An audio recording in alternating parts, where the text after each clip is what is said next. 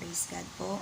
So, it's a privilege po na magbahagi po ng salita ng Panginoon. Though lagi po tayong binibigla. Ayan po. Ang word po ng Lord actually kanina, binigay niya po.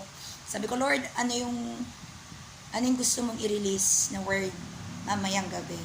And then, ang binigay ng Lord is about the potter's hand. So, basahin po natin ang salita ng Diyos sa Jeremias chapter 18 verses 1 to 6. Ang sabi po rito, sinabi sa akin ni Yahweh, magpunta ka sa bahay ng magpapalayok at may ipapahayag ako sa iyo. Kaya nagpunta naman ako at dinatnan ko ang magpapalayok sa kanyang gawaan.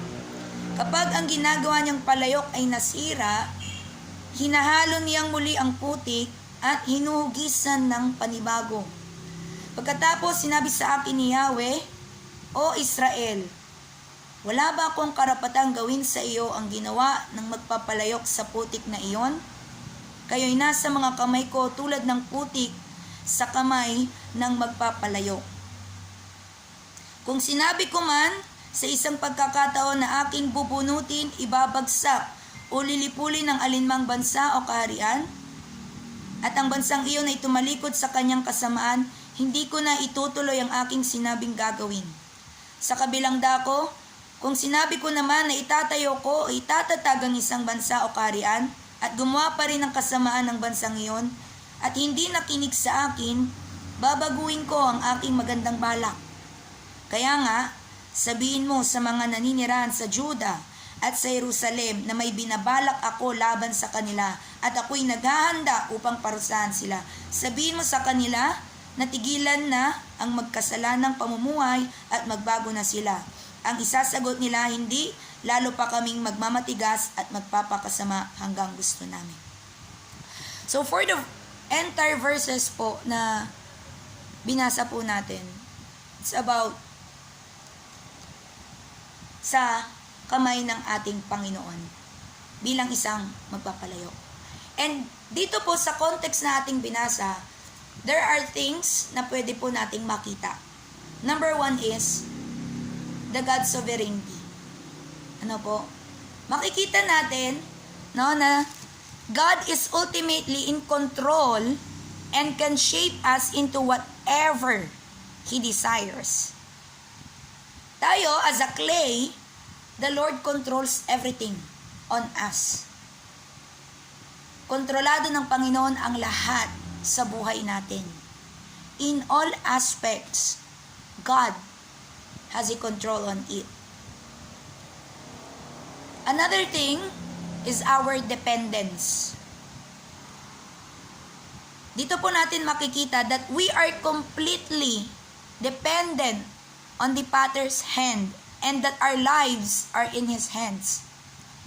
Hindi po natin kaya na hulmahin yung sarili natin.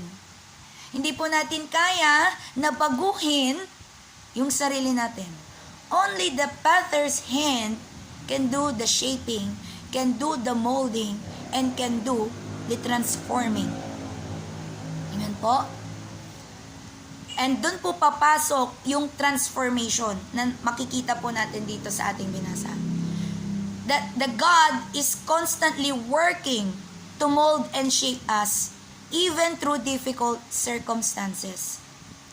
Minsan kapag tayo po ay humaharap sa mga problema, tayo ay humaharap sa mga trials, sa mga troubles, minsan akala natin parang wala lang. That we are just suffering. But the word of the Lord tonight wants to remind every one of us that in suffering, God wants that you will have that transformation. Amen? There is transforming in suffering only if we will let the potter to mold us. Because every pain has a purpose. Kung titignan natin, kapag hinuhulma, ano po, meron dong mga tinatanggal. yung mga sobra, yung mga excess, yung mga hindi kailangan, yung mga hindi dapat. Ibig sabihin, merong aalisin ang Lord sa atin. May it be tao. Amen? May it be yung pangarap natin. May it be yung sarili nating kagustuhan. Anything na hindi nararapat at hindi kalooban ng Lord ay nais alisin sa atin ng Lord. May it be your hidden sin. May it be our weaknesses. Or ano pa yung mga dapat alisin na karakter natin? Inaalis ng Panginoon.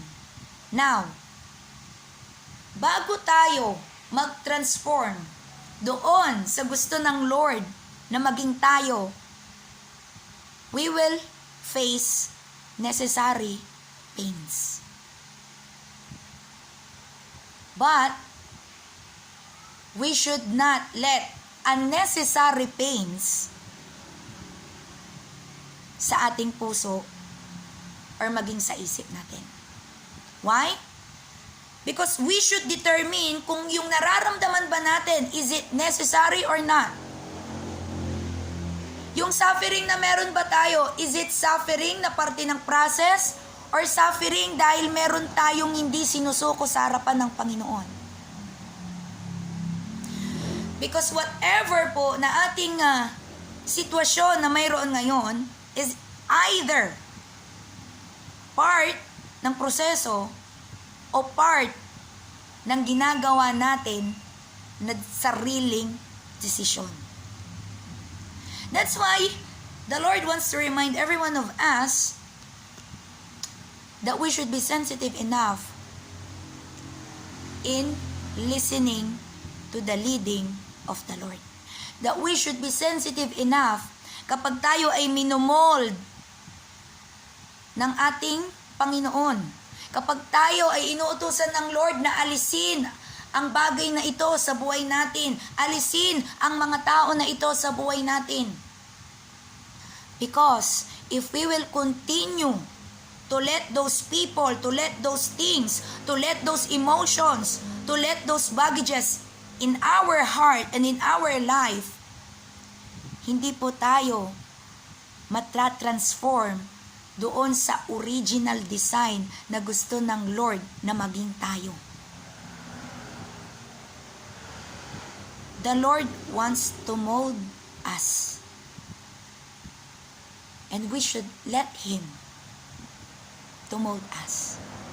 We should let Him to remove whatever the people or things He wanted na alisin sa atin.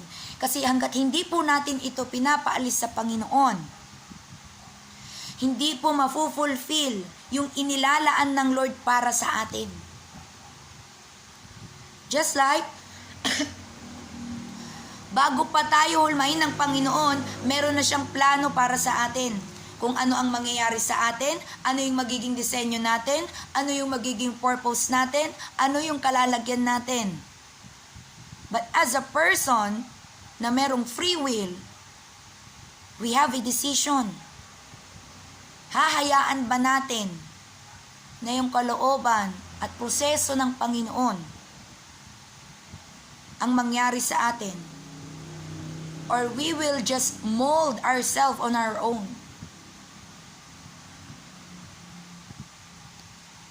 The Word of God wants to remind us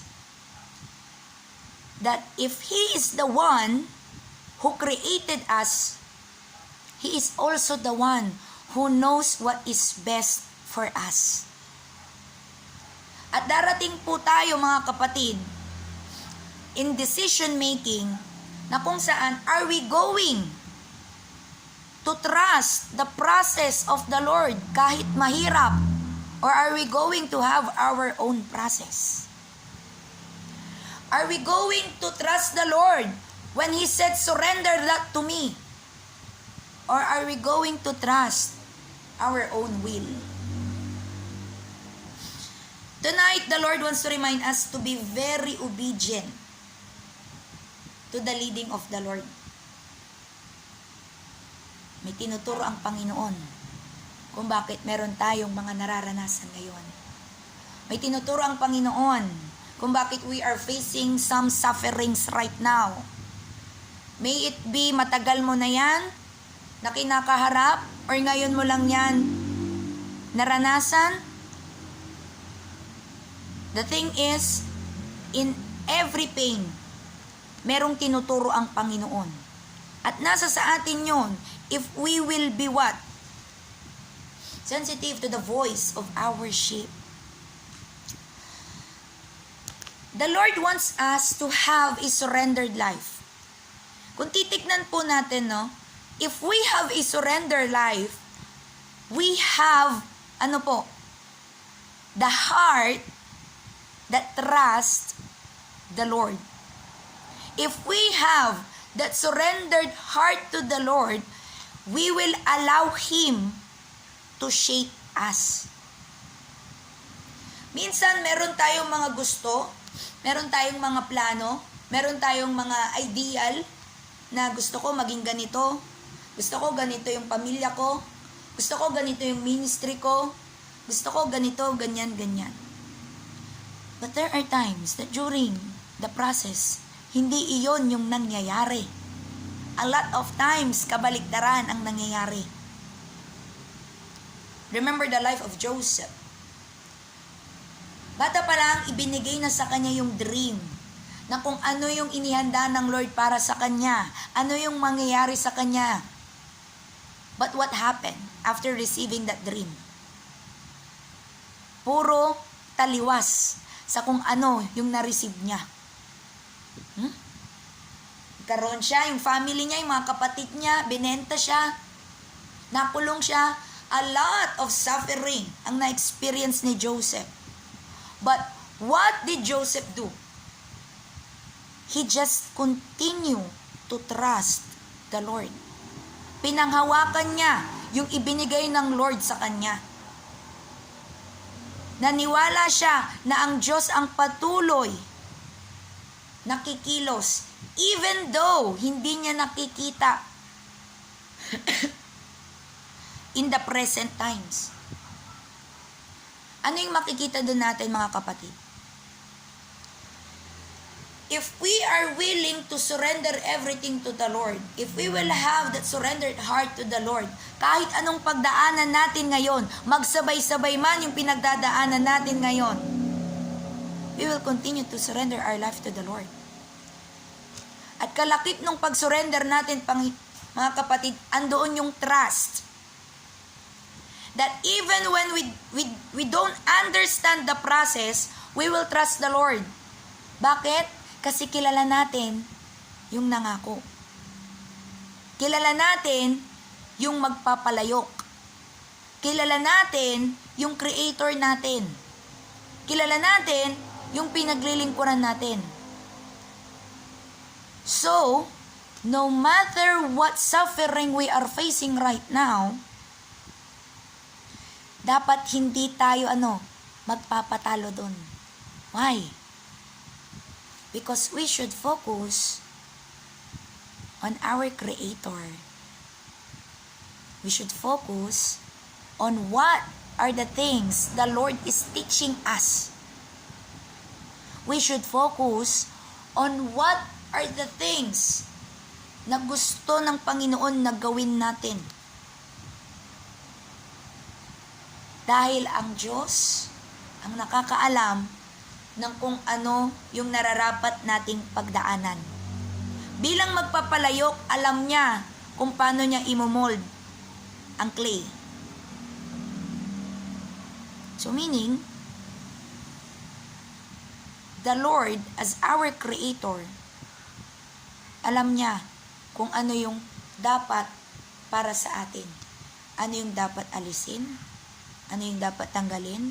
Ano yung dapat baguhin? At ano yung dapat na gawin na?